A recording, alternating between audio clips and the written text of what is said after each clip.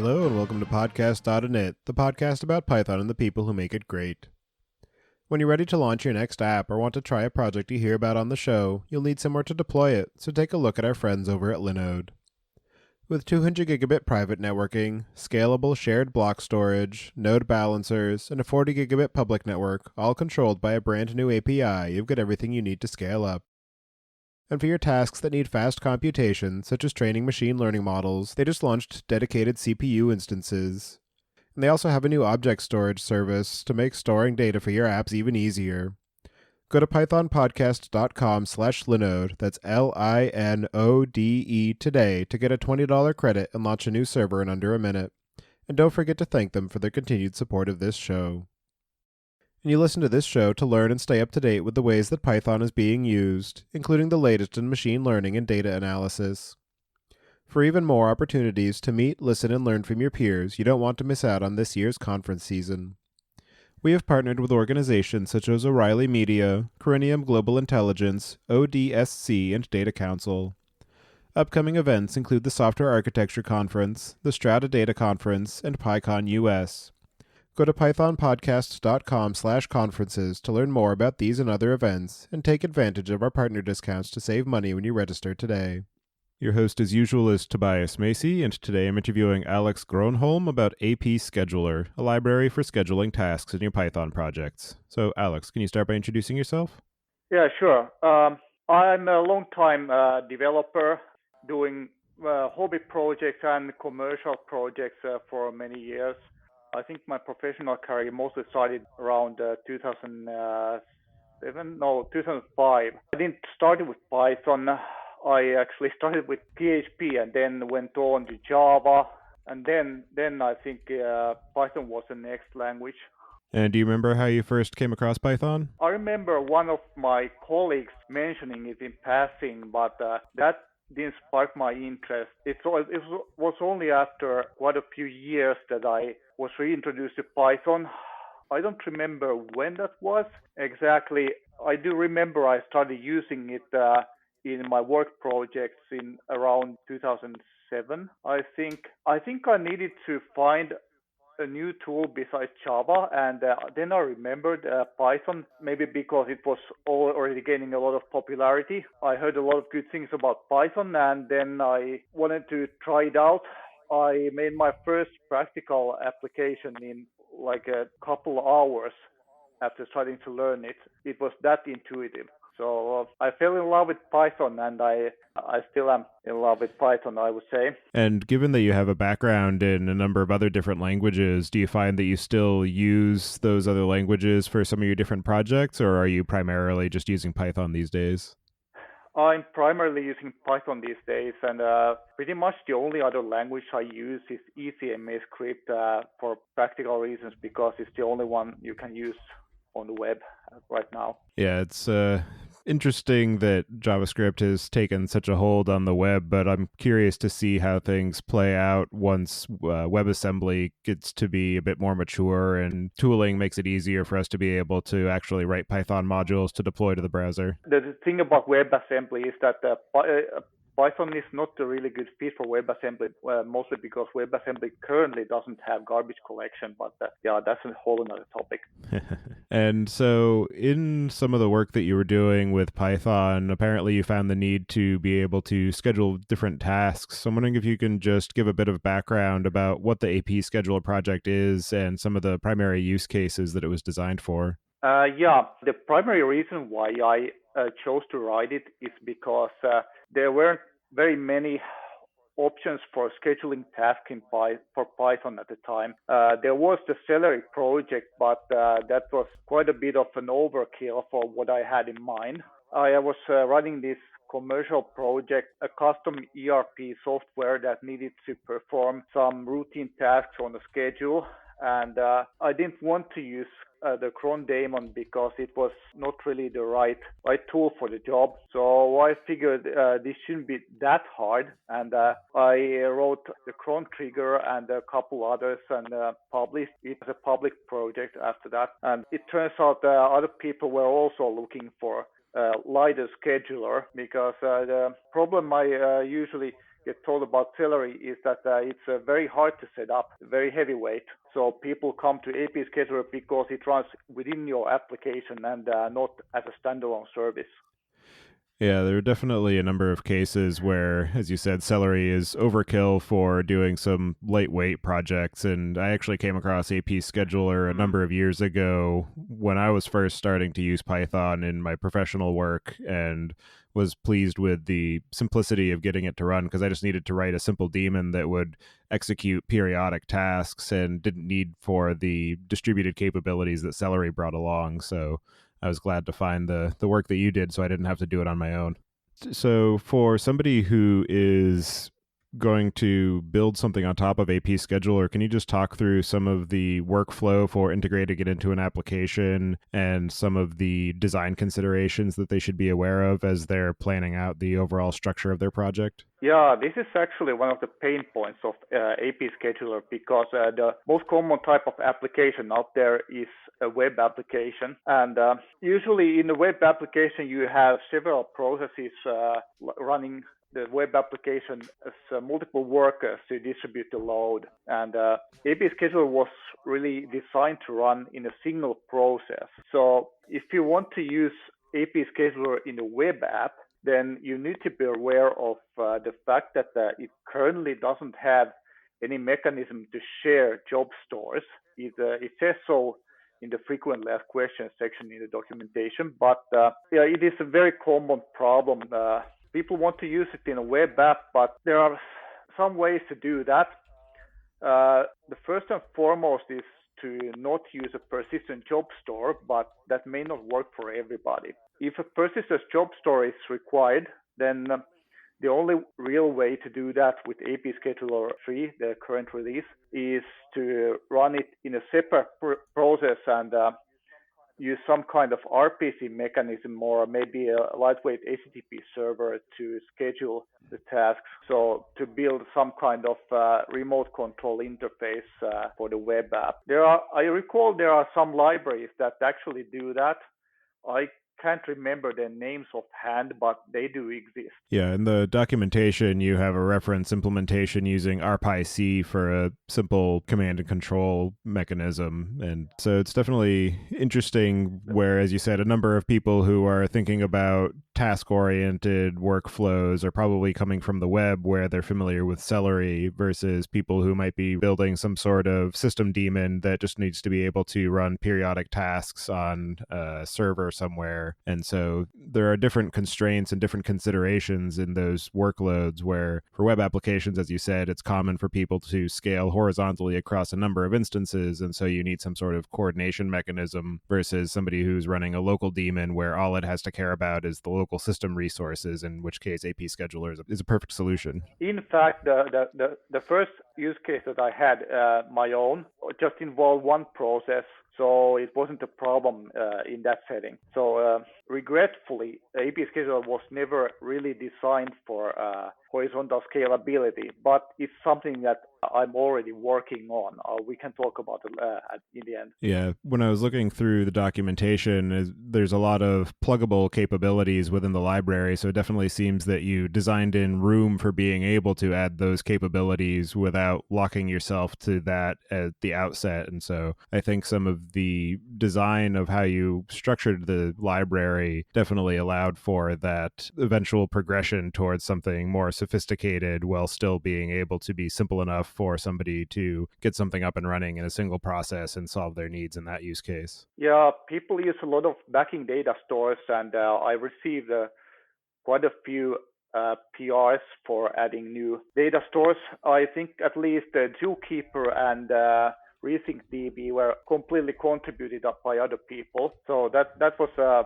plus. It was really nice to see people interested enough in the project to contribute to such ready-made modules for APScheduler. And so can you talk a bit more about how APScheduler itself is designed and some of the evolution that it's gone through since you first began working on it? Yeah, the project is so old that I don't remember the design alterations in the beginning, particularly between 1.x and 2.x. But at least one aspect that I remember from APScheduler 3 is that before that, AP Scheduler was not really designed for a lot of jobs in a backend data store. So AP Scheduler 3 contains quite a few optimizations to make it work with thousands of jobs. Beyond that, I really can't recall. I've been trying to make it more modular, more adaptable along the way, but I still have ways to go. And in terms of the scheduling algorithms that you've built in, what are some of the challenges that you faced in terms of being able to support the different styles of date-based versus cron-based versus interval, and then have combinations of those, and just some of the learning curve that you've gone through while you have been working on building and evolving the project? I would say that the cron triggers have just given me the most trouble.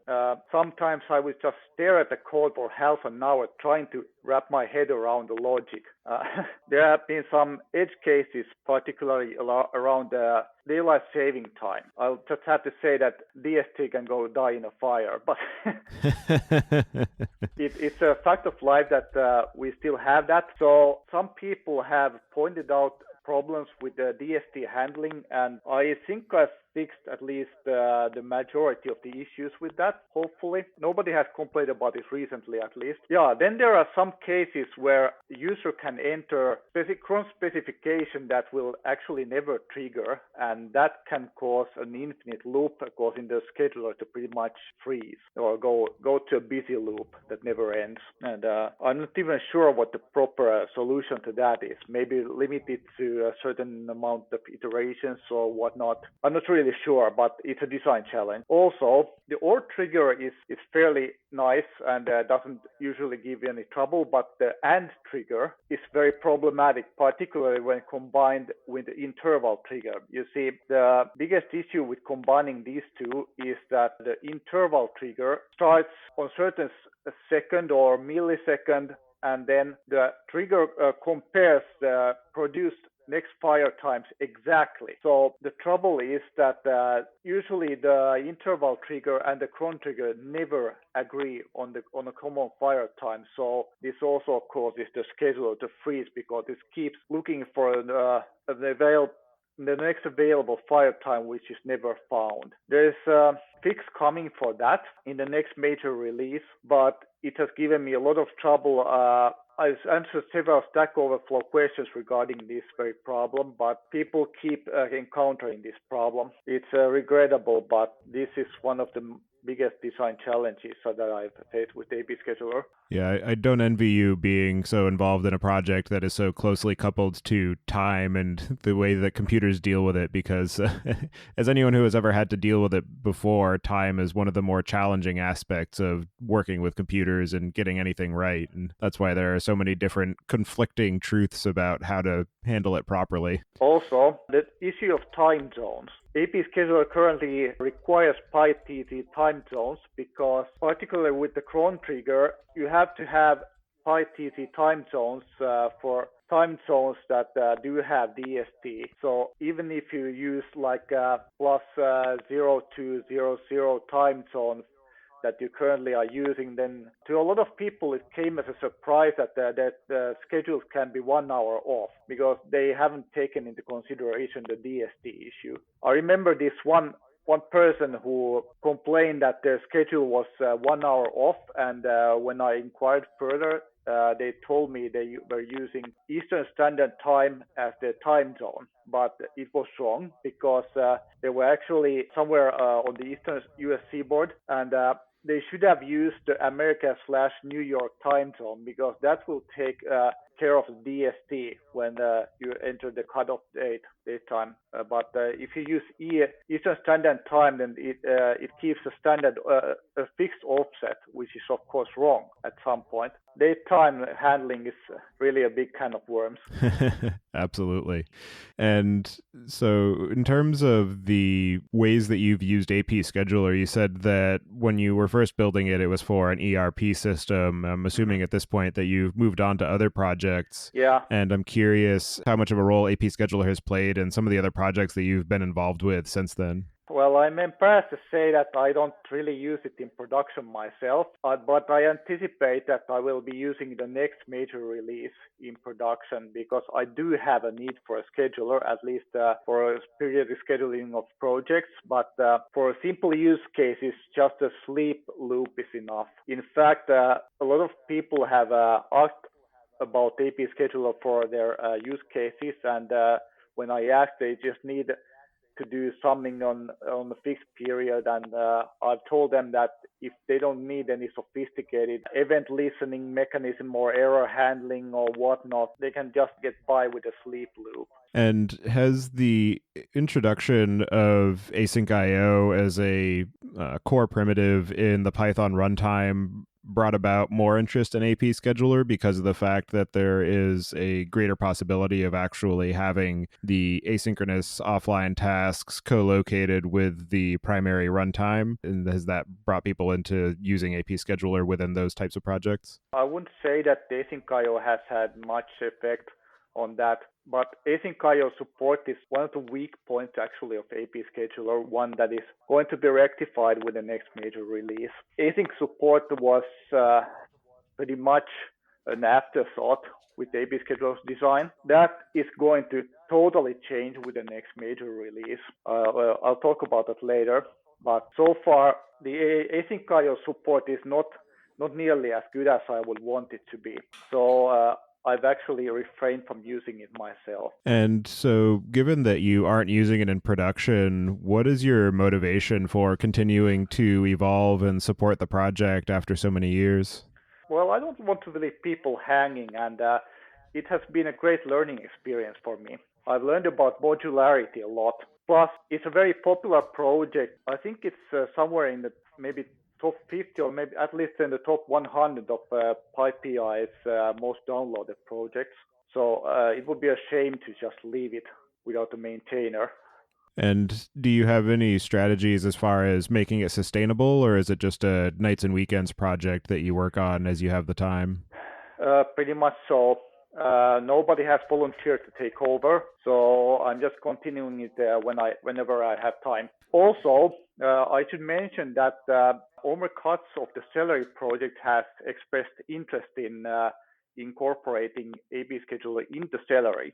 It's interesting. Celery is, from my viewpoint, is pretty much a task queue with some minimal scheduling capabilities, while AB scheduler is primarily a scheduler with some minimal task queuing capabilities. And in fact, I approached them years ago trying to get them interested in incorporating AB scheduler to Celery, but they didn't express any interest in that at that point, at least. Yeah, I've used Celery for a while, and while I was preparing for this conversation, I actually went and looked through their requirements list to see if AP Scheduler was used at all because of the fact that they do have some scheduling capacity with their Celery beats, and I was a little surprised to see that they didn't actually leverage that. So I think that that could be a good union of projects to improve some of the capabilities of Celery because I know that beats is one of their weak points. Mm-hmm. So I've learned that Celery 5 will also come with some major internal changes, such as better high availability. And to accommodate that, they have requested some changes to AP Scheduler, which I am happy to provide. We can also talk about that at the end. And so, in terms of some of the other uses of the project and some of the community that's built up around it, what are some of the most interesting or innovative or unexpected ways that you've seen it used? And how has the overall community reception and growth been for you as the maintainer of the project? Well, it has been very encouraging to hear about all of the different use cases. People don't usually really give me the details of their projects because they are often closed source commercial projects. But I've learned bits and pieces from here and there. I think the first interesting point that was brought up was when somebody told me they were scheduling thousands upon thousands of jobs at the time. This prompted the optimization for AP Scheduler 3. But also, I remember this one use case where they were trying to set up a system that would allow different users to dynamically schedule jobs for themselves, but to keep different users separate. I'm not sure if that project went anywhere because AP Scheduler doesn't really accommodate such a use case.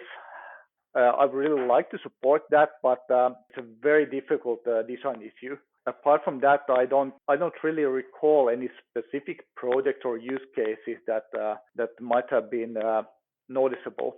And as you have grown and maintained the project, and as people have used it for their own particular projects, what are some of the features or capabilities that have been requested, which you've consciously left out or pushed into other projects that wrap or take advantage of AP Scheduler or integrate with it? The fact is, I don't remember. There have been a few requests that I outright turned down, but I can't recall the specifics, and I couldn't easily find them on the bug tracker. But I tried to be as accommodating as possible. But some of these features were very specific to their use cases. So I wanted to keep this maintainable, and with so many vastly different backends, it would be very difficult to support these use cases. I'm sorry, I can't be any more specific than that. That's fine. For such a long running project, it's entirely expected that different details will fade into the background, Mm-hmm. and it's impressive that you've kept it going as long as you have. And in terms of some of the design strategies or features that might often be overlooked or underappreciated, what are some of the things that you think users should be more aware of or would be able to benefit from digging deeper into?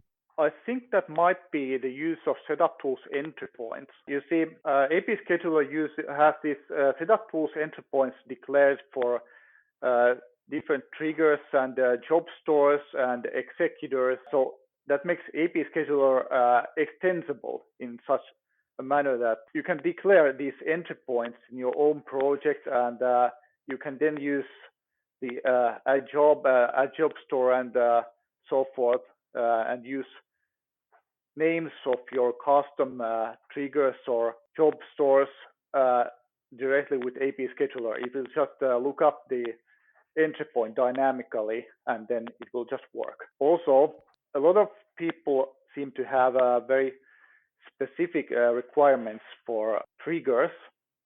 Most of these use cases can be handled with the new combining triggers, but in other cases, I have told people to write their own trigger classes. And for some very specific use cases, I still recommend that. And have you had people do something like build event based triggers so that it's less time based, but still is able to take advantage of the rest of the capabilities of AP Scheduler? In such cases, you don't really use triggers, but because triggers are solely used for calculating the next fire time. So if you want to build a reactive application that schedules a task for execution right now, then you don't really want to use triggers for that. You can just use AB Scheduler as a task queue, but you have to build that reactive mechanism some other way. And in terms of your experience of building and growing the project and the community around it, what have you found to be some of the most useful or interesting lessons that you've learned in the process? I think it mostly revolves around modularity and API design. API design is a very complex issue, very difficult, because you have to anticipate a lot of the use cases. That's the most difficult part in this. Yeah, also, I'd like to mention this one issue where a particularly angry user came to me complaining that all of their jobs have disappeared. This was because of partly a misuse by the user, but also a design problem with the AB scheduler. They had scheduled a number of jobs, and then they were using AB scheduler from a totally different process that didn't have the same code base, and we're trying to gather a list of jobs. Now you see, when AP scheduler is trying to deserialize the jobs from persistent data store, uh, it tries to look up the job, and if the job function isn't found, the job is discarded. It was built this way so as to get rid of the jobs that are no longer relevant. But in this case, well, it was quite undesirable, and this user was very cross with me. Well, I don't blame them that much. Of course, they were misusing the schedule, but I don't blame them for not knowing what would happen. It's regrettable, and it's something I plan to fix in the next major release. And so, looking forward to what you have planned for this upcoming release, what are some of the new capabilities or new evolutions of the project that you're working on currently? The number one feature for APScheduler 4 will be high availability. Finally, the ability to share job stores between different schedulers. So you can have this web app and a scheduler running in it, even when using multiple workers. The scheduler will know how to communicate.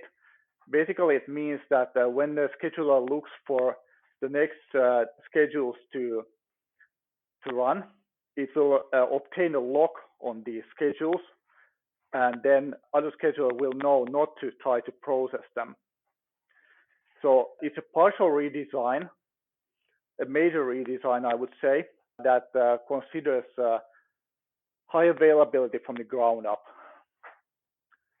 That's the biggest feature. As for the rest, I intend to fix some of the design issues with the triggers. Right now, the plan is to make all the triggers stateful. One of the biggest reasons for that are the combining triggers, because the way they work right now is a bit difficult, because when you have multiple triggers inside an AND trigger, it doesn't keep track of what kind of runtimes they have produced. So it can give you some unexpected results, and that's something I intend to fix with the next release. Also, there will be a threshold within which the fire times have to fit, so they don't need to be exact matches anymore. Yeah, there was also one design issue with the cron trigger. I think the weekday numbers didn't really match the cron specification, but I couldn't fix that in 3.x because it would have caused unexpected behavior for people who have already worked around this problem. Yes, and there will be better async support across the board. All of the job stores will be asynchronous, and a blocking scheduler will be provided, but behind the scenes it will use async. And in terms of the async capabilities, you mentioned that there is some support for it, but it's not as fleshed out as you would like. And I know that in the past conversation that we had about the Asphalt framework, I think almost 3 years ago at this point, you were using APScheduler and that, where Asphalt is primarily based around asynchronous networking. And so I'm curious how much of the design and integration of APScheduler with the async runtime was driven by your use case of building the Asphalt framework and using the APScheduler within there. Not much really. These projects are very separate. I want to have some integration at some point, but as far as async support goes in APScheduler, I didn't actually plan to go that deeply into async until I was requested to do so by Omer Katz of Celery, because they want to jump both feet into async. So I figured I could do that too, and just provide a synchronous interface for people who don't want to use async directly. This new async support will be centered around my other project called AnyIO, which is a common API for doing async IO with async IO, Curio, and Trio. You can use any one of these three as backend. AnyIO still doesn't support Twisted because of some architectural issues with Twisted, but I'm hoping that is an issue we can overcome at some point with Twisted people. So I don't know how to handle Twisted support. I think that APScheduler 4 will need to have a lot of pre-releases to sort out the design issues because it's going to break quite a lot of the interface for because it's quite necessary. Some of the issues with the design are such that you can't really fix them without breaking stuff. Are there any other aspects of the APScheduler project or dealing with task scheduling that we didn't discuss yet that you'd like to cover before we close out the show? I can't think of anything. Oh yeah, there was one thing. There's a long-standing issue with using entry points that projects like Pi2X and Pi installer have a problem with entry points because they don't package the library metadata, the distinfo directories, which breaks the entry points. And that has been a problem. I'm looking for an alternate solution, maybe giving up entry points completely. But it's been an issue that a lot of people have encountered. And in terms of contributions or engagement with the project, is there any particular help that you're looking for or any particular skill sets that would be useful to you? Well, not at this point, but going forward, it would be nice to have people contribute more backends to APScheduler once it's in a usable state. Well, for anybody who wants to get in touch with you or follow along with the work that you're doing, I'll have you add your preferred contact information to the show notes, and with that, I'll move us into the picks. And this week, I'm going to choose the Data Exchange podcast, which I found recently, that is hosted by Ben Lorica, who was formerly of O'Reilly.